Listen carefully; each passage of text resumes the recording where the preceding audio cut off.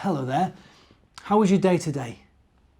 I'm a bit excited because soon I get to go and see my little boy again, to bring him home from where he is at school.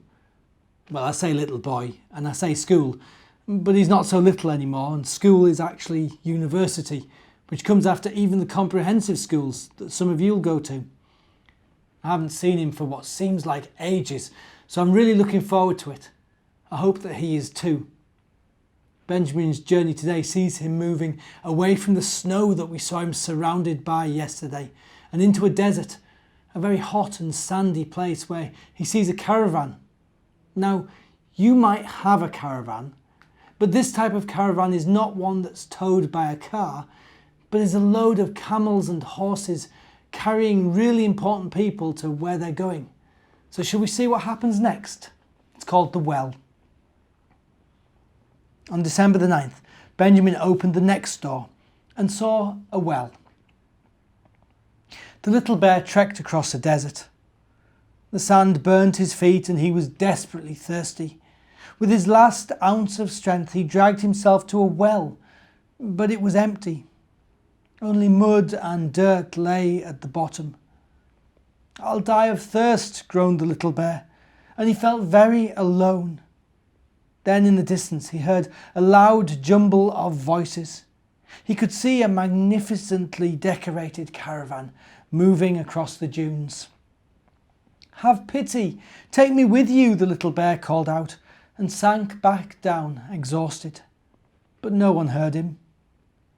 While the little bear slept in the hot sand, 3 men dressed like kings came and filled the well to the brim with water. Then they got back on their camels and moved on. A small mouse had seen everything. She tugged the little bear's ear. "Wake up, there is water in the well again." It took all the little bear's strength to drag himself to the well. He drank and drank until he was no longer thirsty. Meanwhile, a fox and a snake had come over, curious to see what had happened. "A miracle took place in the desert," they whispered in astonishment. "Look, flowers are blooming all around the well." And the little bear, filled with renewed strength, continued on his way. "I'm so glad the little bear didn't die of thirst," said Benjamin. "So am I," said Mother Bear. "You see, Benjamin, God always hears our calls for help." Let's go through our window and see what character awaits us there.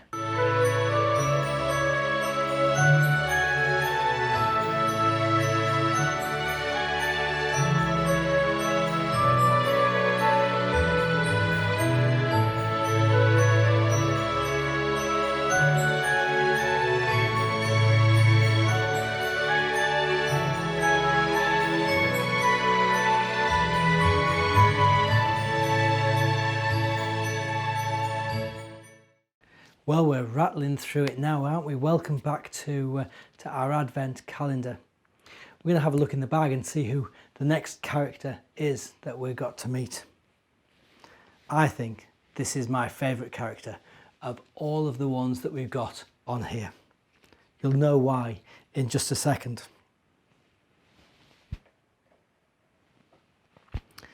This is a gentleman and he's bringing something very special for Jesus. He's bringing a pizza for Jesus. Now, I'm not sure how accurate this is. I'm not sure that there were pizzas during Jesus's time, but I hope they were, because I love pizzas. Pizzas are my favourite food all the time, but I'm not allowed them very often because they make me a little bit fat. So we're going to pop him in the scene because I think Jesus would love to have a pizza, don't you?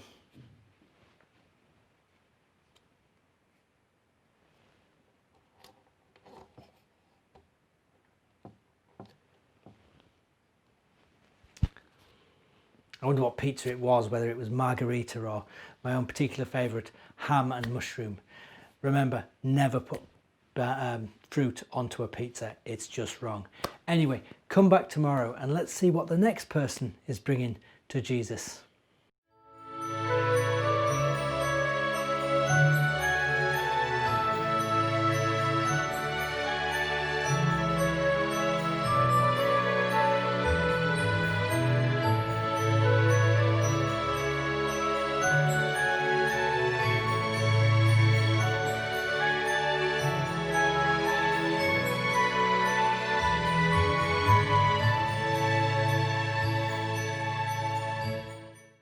Have you thought about what you might get for Christmas yet?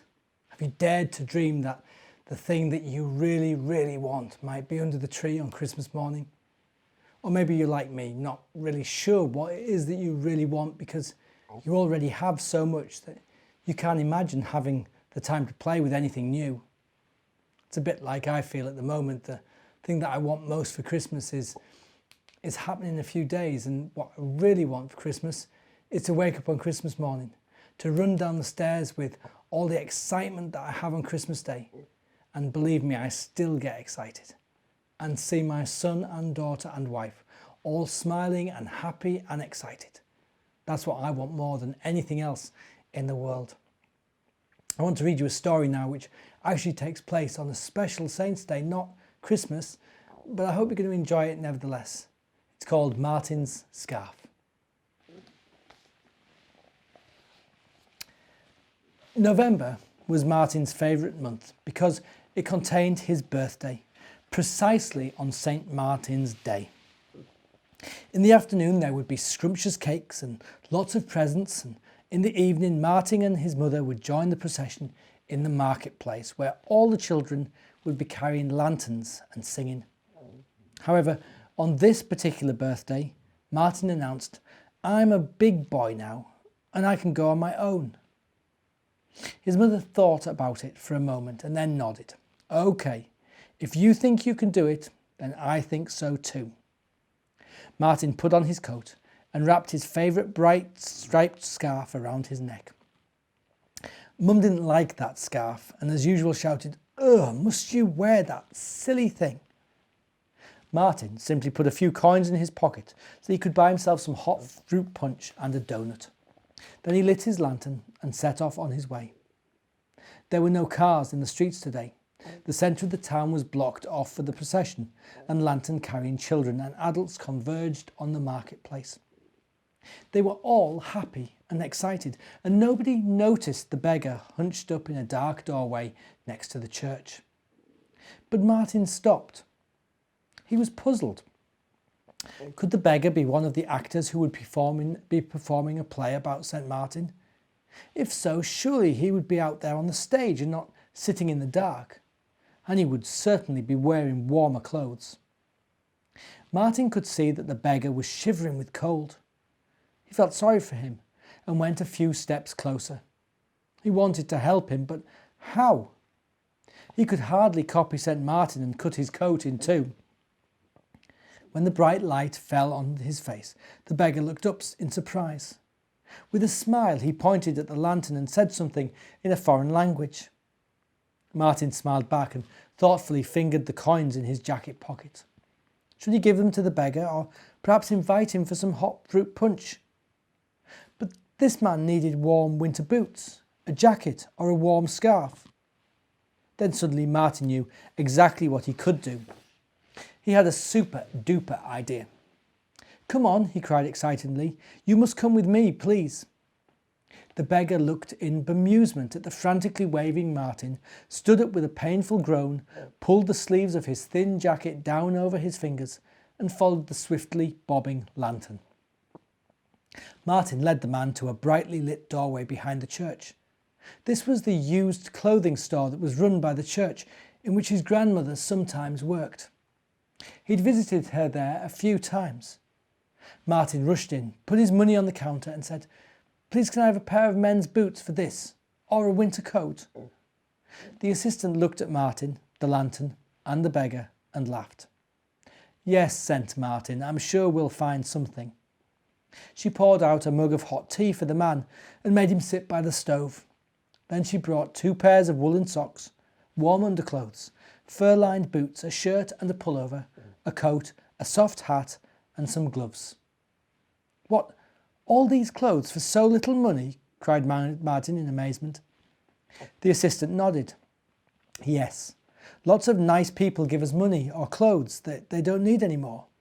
Then we pass them on to poorer people." She took the beggar to a little room where he could wash and change. When he came back in his warm clothes, his cheeks were rosy and his whole face was covered with a radiant smile. He shook the assistant's hand. Then he bent down to Martin to thank him too. "Wait," said Martin. there's something missing. And around the man's neck, he carefully wound his favourite bright striped scarf.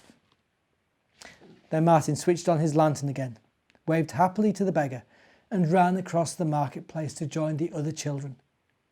Inside he felt wonderfully warm and comfortable, even though he no longer had a scarf and he hadn't drunk a drop of hot fruit punch. I love the fact that Martin does something practical for the beggar, that he sees that someone is in need and does something about it. I think we should all be a little more like Martin, don't you? And think about those who don't have much, especially around this time of year. Anyway, I hope that you get a good night's sleep with lots of lovely dreams, and I look forward to telling you another story sometime tomorrow. Good night.